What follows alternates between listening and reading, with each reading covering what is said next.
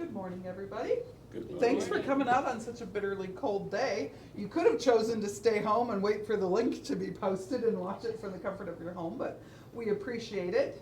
Today we get to welcome Noah Burris, our Collections and Exhibits Manager from the Historical Society, to the podium, and he's going to share about some of the fires from Pipestone's past, because he tells us that if he did them all, you'd be here all morning and into the afternoon. So with that, I will let Noah share what he's going to do for us. Thank you, Treva. So yeah, like she mentioned, I'm only talking about 6 today. There could be a part 2 coming at another coffee talk that maybe covers some of the fires I didn't talk about today.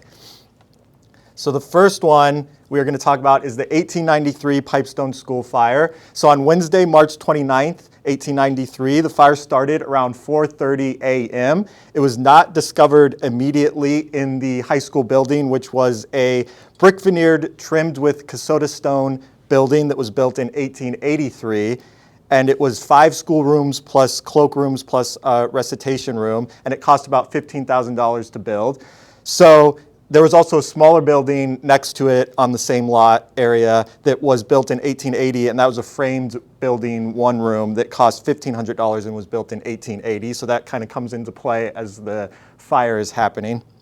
So by the time that firefighters had arrived, the fire had grown so much that they determined that it was useless to try and save the high school building. And so they focused on saving surrounding property. There was a strong south wind that was making it a little difficult. They originally thought that they could save the smaller one-room framed school building, but the heat forced the firefighters back, and there was also a water supply shortage that the building was off the regular large mains, so they didn't have enough water to fight the fire. So that strong south wind carried embers and debris in the surrounding areas, including to Pike's Livery Stable, which was on West Main Street, and their straw piles caught on fire multiple times while they were fighting the fire at the school, and they had to keep putting out the fire with buckets of water. Luckily, it did not spread any further than the 2 school buildings. They kept it under control that way. If we look at the response that they had, we have a statement that ran in the Pipestone County Star. And so they had A.F. Stillwell had a team at the schoolhouse. The Pipestone Hose Company was there, the Star Hook and Ladder Company, Hose and Engine Company number 1, and then H.D. Buell had 2 teams at the school firehouse. So that kind of shows you the response rate they had to try and get that under control. The headline there in the Star was that the building went up in smoke. And one thing I did find interesting about this is the article about this school fire was on page 5. It did not make front page news. Really? So that was the headline though. So the roof and sides were burned completely. There was no wood left in the building. And there was a large crash when the belfry fell into the building. Little was saved from the building. The high school building was estimated value at $15,000, the smaller building at $1,500, the furniture at $2,000, and the library at $600. So one of the few items that were saved is there were some books that were checked out of the library that obviously didn't get burned up. But other items that were destroyed, Professor French had over 100 volumes of books that he lost in the fire, and they also had a pile of 20 tons of coal that was lost in the fire because it burned up. So the insurance across multiple companies was $10,000, and if you see the total for the loss was $19,100. So they didn't have enough insurance to cover what they lost in the fire. The cause was believed to be arson. So you see there's a couple things that ran in the paper there, who fired the schoolhouse, and then a $500 reward was offered by the insurance company, and it was active for a year. I found no update as to if they ever found who did it. It didn't look like they did. Looking through the newspaper for the next year, didn't see an update if they extended the reward money.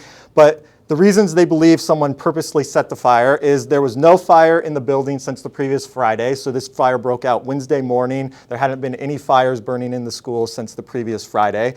The day before, the janitor named Austin had been through the entire building, didn't notice anything awry or any issues. And then this one, I feel like it was a little harder to figure out how they exactly knew this, but the paper reported that the flames did not break through any doors or windows till the entire building was ablaze, all 4 floors, and so that made them think that it was started in multiple places. Like I said, that one seems a little harder if it started at 4:30 and they didn't find it right away, how they knew that exactly happened, but the paper reported that was one of the reasons they thought it was arson. So then we move on to the 1917 Pipestone School fire. So obviously they had to rebuild after the 1883 fire, and they built a 3-story Sioux Quartzsite building that was constructed, and then they added an addition in 1910. So this fire started in April 18th, 1917 at 5 a.m., and it was first seen in the tower. If you see there in the picture, the tower there is where they first noticed the fire, and it was spotted by the George K. Brown family from their home at 504 South Francis Street, which is now 2nd Avenue Southwest, so it would have just been just south of the high school. The fire spread throughout the 3-story building rather quickly, and it spread despite firefighters' efforts for 3 hours. There was some surprise at how fast the fire spread because as it being a quartzsite building, especially when they were building all these quartzsite buildings back then, they regarded them as practically fireproof. But obviously if you've got wood and lath and plaster and stuff inside, that's still going to burn. They had another issue with water, weak water pressure when they fought this fire, but they found no issues at the pumping station, so they never kind of realized what the issue was there, but that did obviously not help them fight the fire. Some nearby buildings were at risk, but they ended up not having any issues. There was very little wind. There was a storm that had blown through the night before, that there was very strong winds that ended about an hour before the fire started. So luckily that didn't continue as the fire started, or they probably would have lost some other buildings in the area. They did not know the cause. The paper reported that there were a number of theories as to the cause of the fire, but again, they did not elaborate as to what those theories were going around town. And the school board did launch an investigation to try and figure out what the cause was. And again, I found no update as to if they found out any information regarding that. And you can see there's a couple images of them fighting the fire with water there, and then some people standing watching it burn there in the bottom photo. And here we've got some before and after photos. So if you look at the left there, there's the school with the addition on it. And then on the right, here's a photo after the fire. You can obviously see the massive damage. The roof's gone. A lot of the stones have fallen out. A couple more. There's a side shot and then a corresponding side shot. And if you look at that one, you can see the doorway there. You've still got the wall intact, and then here it has fallen out. There's that same doorway on the side shot of the building. That was built on? Yep, so the back side was an addition in 1910, so the original construction of the building. And then there's a couple more. You can really see the interior is just completely hollowed out.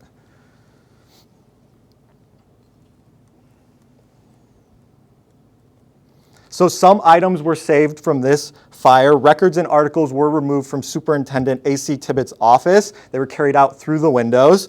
They also managed to save some fixtures and materials from the basement, and there were older records kept in a vault in the basement that survived the fire.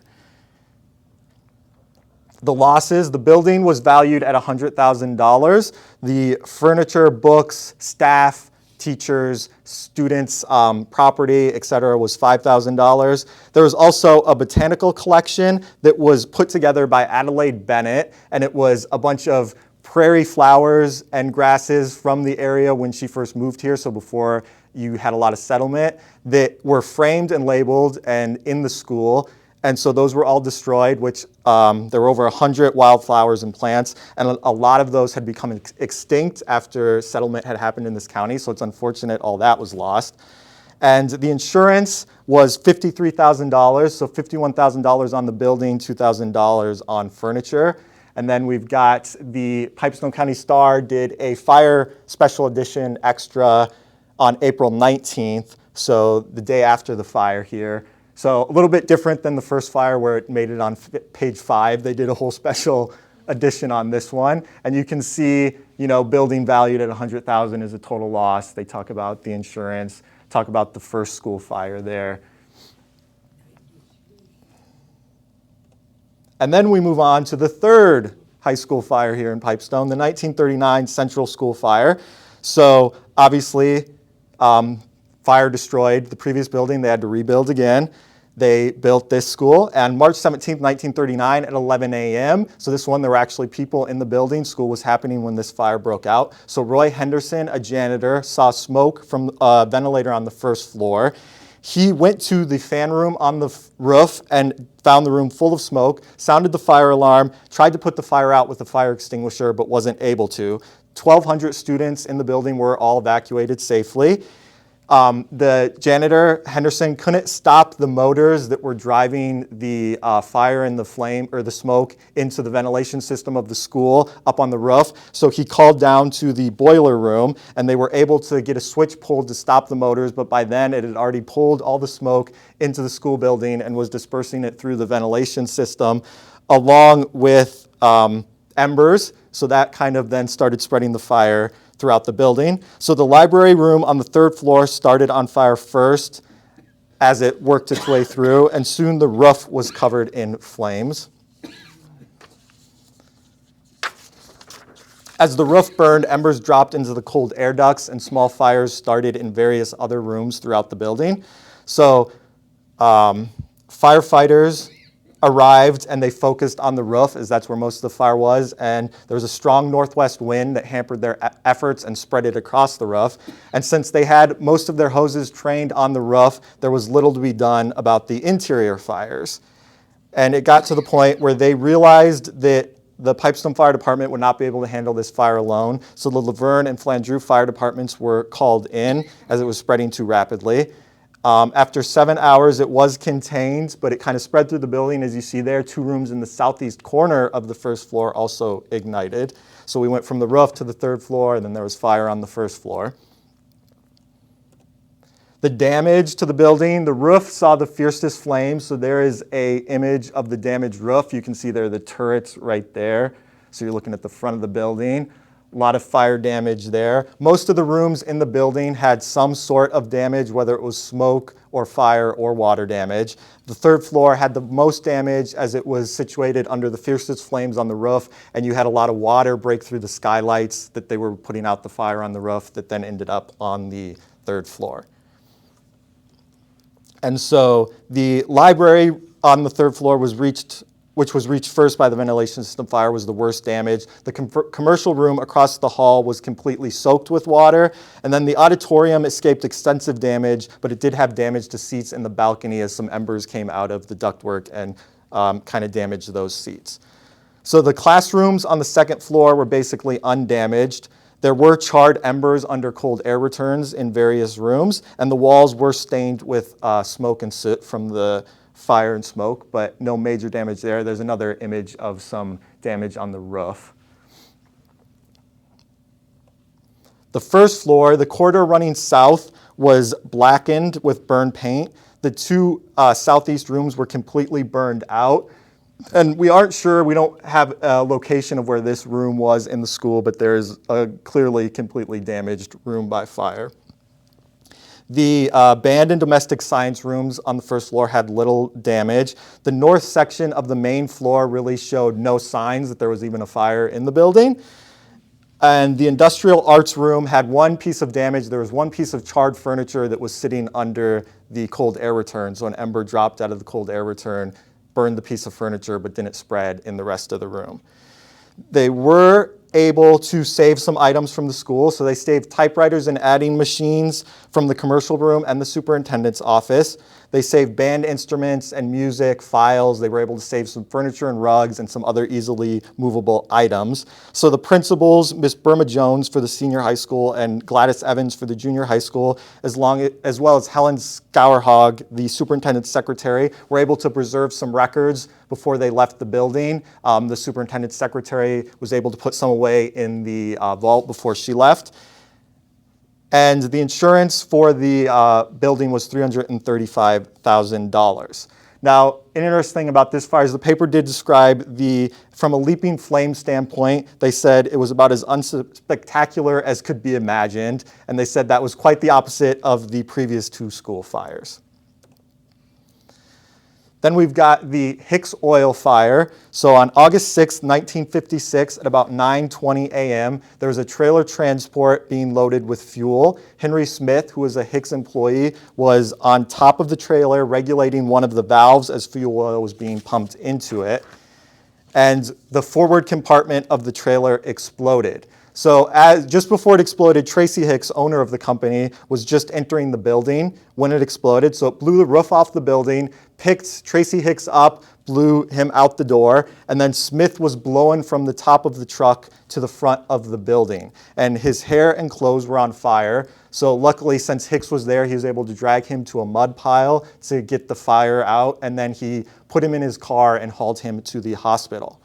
Smith suffered serious burns on his face, arms, legs, hands, and back.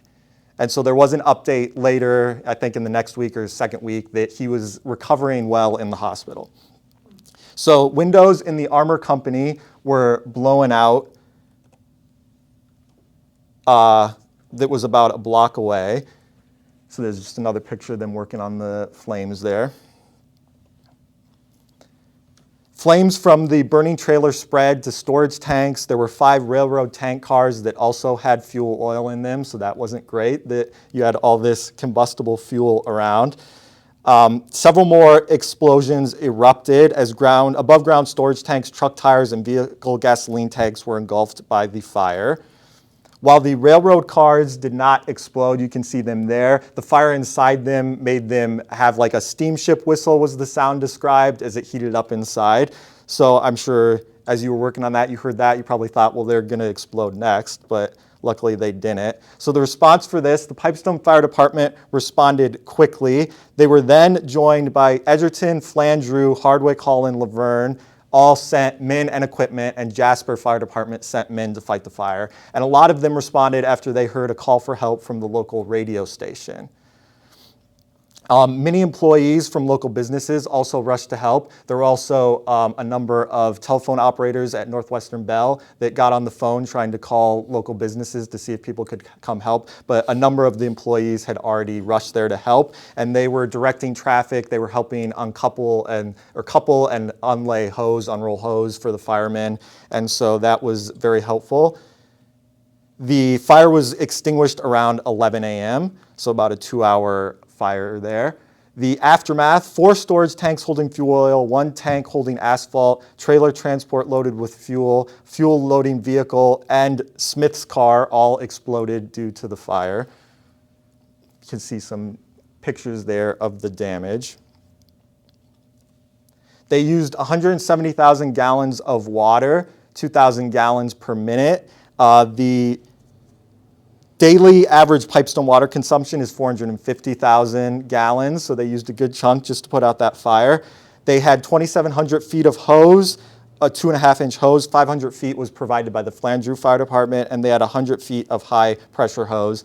And then, again, like I mentioned, there was a report that Henry Smith was improving after his burns.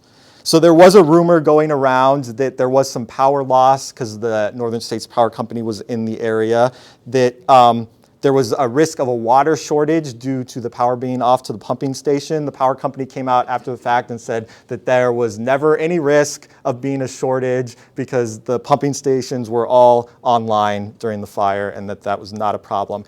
There were a number of county towns east of Pipestone that did lose power, though, for part of the day because some of the wires were damaged. Then we've got the Riteway Cleaners fire. And so that is March 7th, 1966 at 1:44 a.m. And that was the building that was right next to this building. So Pipestone policeman Chester Raymer saw smoke pouring out of the front of the Riteway at about 1:44 a.m. Sounded the alarm, got the fire department here. Cold night, 0 degrees, according to the Pipestone National Bank thermometer. All night, 0 degrees. The response, 35 firefighters arrived on scene. They originally thought that it looked like it could be easily contained, but then the smoke got worse, and so they started mainly just directing water through the Riteway windows, trying to put it out that way. 2:30 a.m., smoke was seen coming between Harold's shoe store on the corner there and the Masonic Hall. And so they moved the ladder truck to Main Street and started just dumping water still on the roof of the cleaners because that's still where they thought it was focused from. And as the cleaners was an L building, it was spreading up onto Main Street. So that's what they focused on. They then, after that, were able to enter Riteway's for a little bit of time until a fuel oil tank caught on fire. So they backed back out. They started getting brown smoke from the fuel burning. There were 5-foot flames coming out of the basement window as the fuel tank was burning. And you can see the cold weather, obviously the ice on the building there as they're spraying the cleaners with water. So they did have some cold weather help. The water was freezing on everything it touched, so, you know, the buildings, the equipment, the sidewalk, the men, their clothes, their eyebrows even were just frozen. So Lang's brought gallons of coffee and Pan of Gold brought rolls, and they took them to the Calumet. The Calumet allowed the firefighters to come inside to warm up as they were fighting the fire. The firefighters' wives showed up and tried to round up dry socks for them. They served the coffee. They mopped up the water that was sopped into the Calumet from the firefighters as they came in. The policemen in town were running barricades, directing traffic, so they were out in the cold as well. The Calumet also opened up a 4th floor room for the press, so they were able to get a vantage point to take photos and monitor the events inside the building.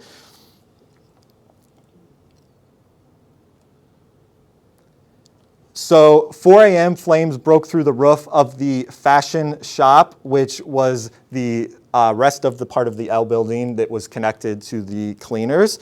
And so they then focused on trying to put that out, doused those flames for 3 hours. They were really trying to keep it from spreading to the S&L department store next door. So that was their main focus then. The water was, like I mentioned, freezing on everything. By about 7 a.m., when they kind of got the fires under control, the intersection of Main Street and Hiawatha was just covered in ice from the water freezing. There was slush and ice all over the sidewalk, as deep as 6 inches in some spots. And you can see there is the ladder truck there on Main Street working on putting out the fire. So the damage, Riteway Cleaners and the fashion shop were essentially interiors completely destroyed. That is the cleaners there, and that is the fashion shop. You can see a bunch of the clothes on racks and all the damage. Julian's Pastry on Main Street, all their stock was damaged from smoke. The Masonic Hall had a lot of smoke damage. Harold's Shoes on the corner here had smoke and water damaged, and the apartment on the 2nd floor was damaged. Norma Allen, who lived there, had to evacuate in the middle of the night and had to go stay with her son as all her stuff was ruined in the apartment. The Harold's manager, Wes Van Essen, said there was a thick gray layer of grit over everything in the store. And also S&L store, even though the fire didn't spread to the actual department store, it just got the fashion shop next door. There was smoke damage inside and 8 inches of water in the basement from their fighting the fire. So both S&L and Harold's had fire sales, trying to get rid of their damaged merchandise. So Harold's ran a full-page ad there in the paper that store and water damage, entire stock must be cleared, prices slashed. And then here we've got S&L stores. Those are all the people lined up outside for their fire sale. Kind of zoomed in there. They had signs in the window, fire sale, everything must go, and the different percentages they were selling stuff for. So the cause, Assistant State Fire Marshal ruled it strictly accidental. He said that there was a short in the boiler feed pump in the cleaners that started the fire, and it was not caused by negligence or outdated equipment. So just bad luck that it shorted out, started fire. It was no one's fault. He couldn't believe that the firefighters, Pipestone firefighters, had kept it restricted as much as they did. He was shocked at how hot it was burning, and you have all the chemicals in the cleaners and everything, that they were able to mainly just lose the L building there and save everything else, and that if they had been any less effective, it likely would have been more widespread across Main Street and Hiawatha here. And then the last fire I'm going to talk about here is the Bayliner fire. So Tuesday, May 14th, 1985 at 1 a.m., started in the laminating and painting area This is an image from the Star, a little dark, hard to see at night, newspaper photo, but you can see the building there engulfed in flames. So it quickly spread due to the highly flammable chemicals. Workers tried putting it out with fire extinguishers, realized that wasn't going to work. They had to flee as it spread. 50 people were working the 11 p.m. to 7 a.m. shift. They were all evacuated safely. The fire, like I mentioned, quickly spread through the 50,000 square foot building due to the chemicals used in the fiberglass boat building process. So when the firefighters arrived, the flames were shooting through the roof. In about 1.5 hours, the building was completely destroyed. It burned and smoldered throughout the night. So the firemen obviously stayed on scene to monitor those fires. They also stayed on scene the next day to monitor for sprout-up fires. There were heavy rains throughout the day, though, that helped keep that under control.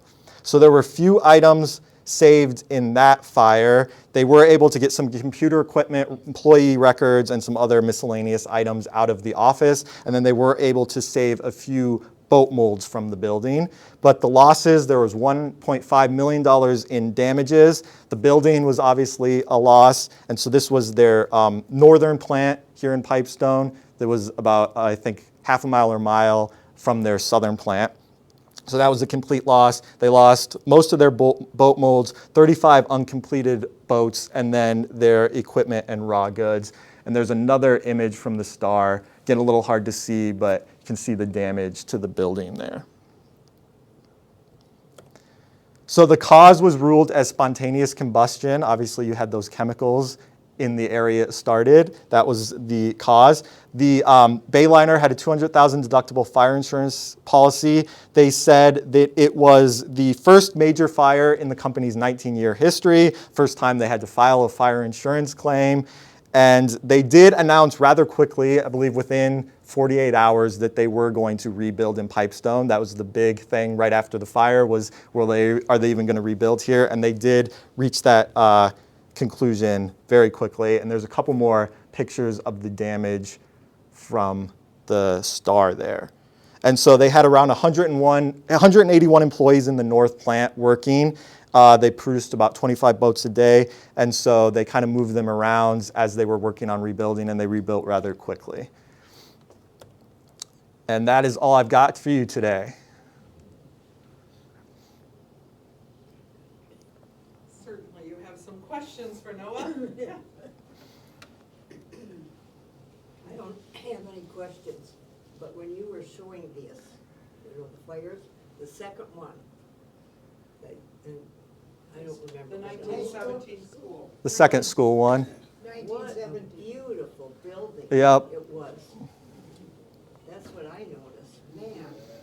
And that was, and the other was in 1893?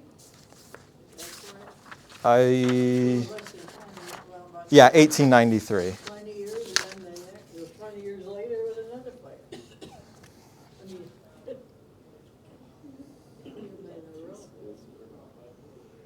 What's the And odds the that three last schools fire- would burn up? Yeah.